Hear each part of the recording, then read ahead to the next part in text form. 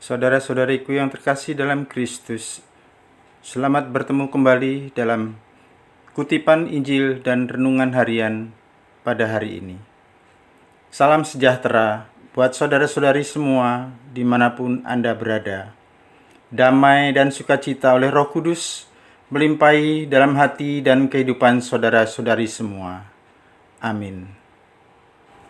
Saudara-saudari yang terkasih dalam Kristus, sebelum mendengarkan Injil hari ini, marilah kita berdoa.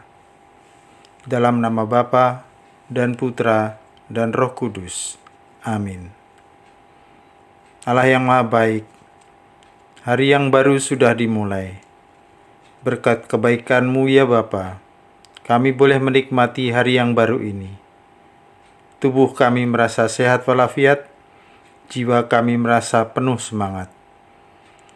Berkatilah kami pada hari ini, berkatilah dan dampingilah juga, ya Allah, orang yang tak dapat bangun karena sakit, atau yang bangun tanpa semangat, karena jiwanya tertekan oleh kesedihan atau keputusasaan.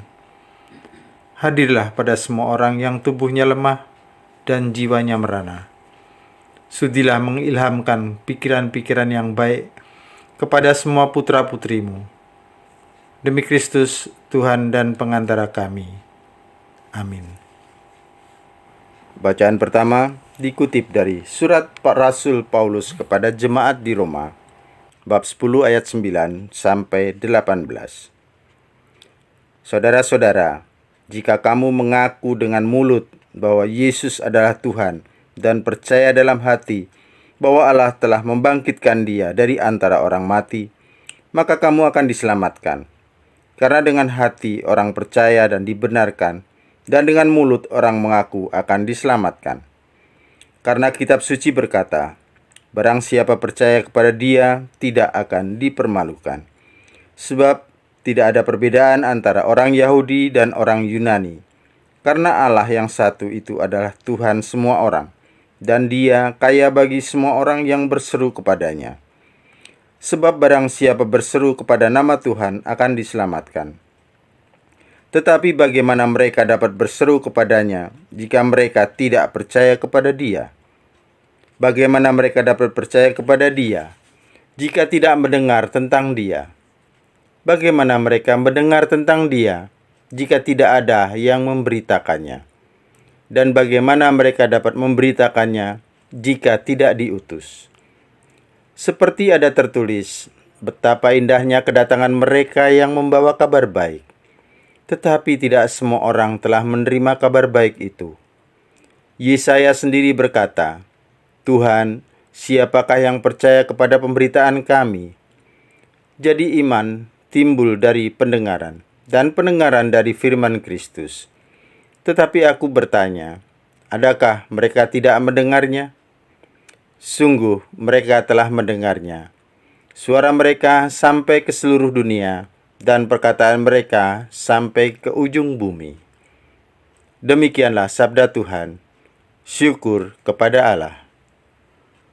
Mazmur tanggapan. Refrain, di seluruh bumi bergemalah suara mereka. Langit menceritakan kemuliaan Allah, dan cakrawala memberitakan karya tangannya. Hari yang satu mengisahkannya kepada hari yang lain, dan malam yang satu menyampaikan pengetahuannya kepada malam berikut. Refrain, di seluruh bumi bergemalah suara mereka.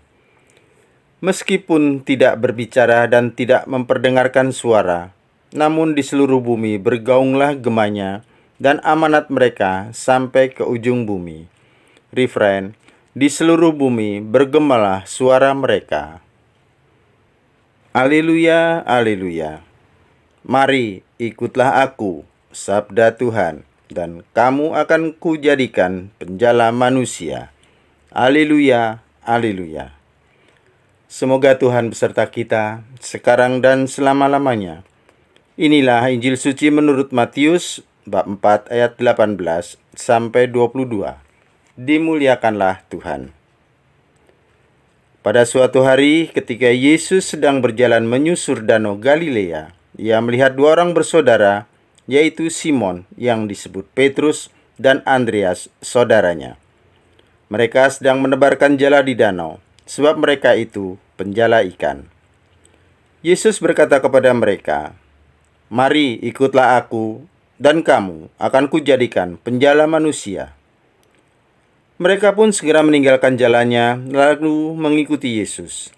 Setelah Yesus pergi dari sana, dilihatnya pula dua orang bersaudara, yaitu Yakobus anak Zebedius dan Yohanes saudaranya, bersama ayah mereka, Zebedius, sedang membereskan jala di dalam perahu.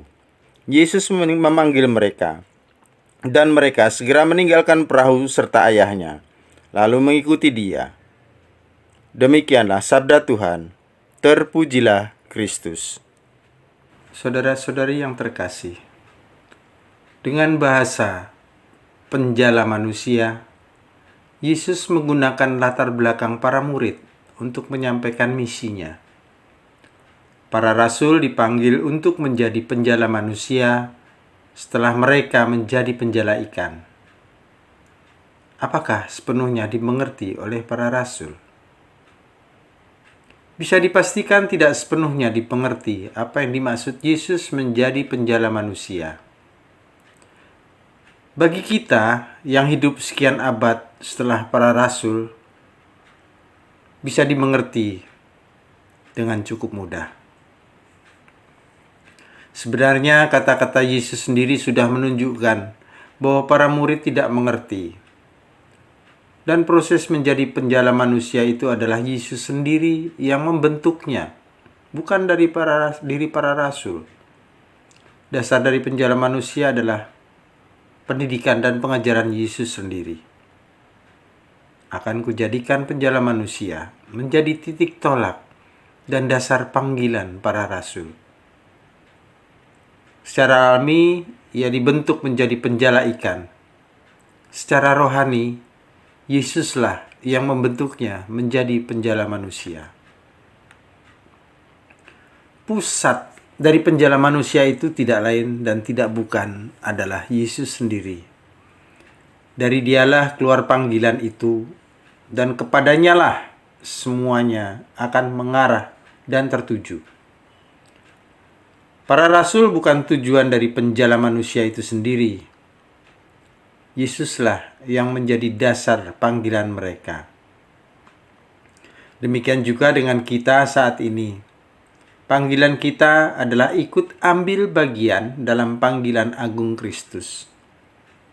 Kita dipanggil untuk menjadi rasul-rasul zaman ini yang membawa orang lain sampai kepada Yesus. Panggilan kerasulan selalu mengingatkan kita sekaligus mengajak kita untuk berefleksi. Apakah Yesus sudah sungguh-sungguh menjadi dasar kita hidup?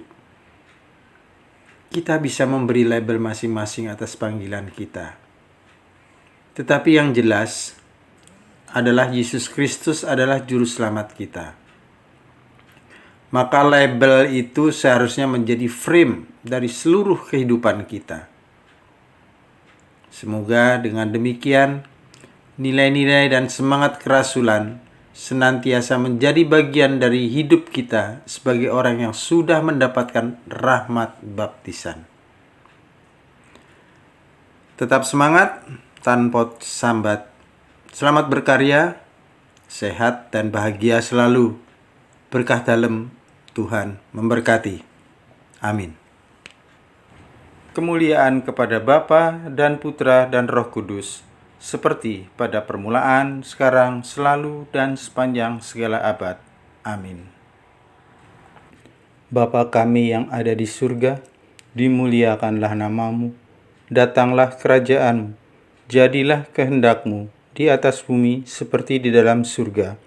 Berilah kami rejeki pada hari ini, dan ampunilah kesalahan kami, seperti kami pun mengampuni yang bersalah kepada kami. Dan janganlah masukkan kami ke dalam percobaan, tetapi bebaskanlah kami dari yang jahat. Amin. Dalam nama Bapa dan Putra dan Roh Kudus. Amin.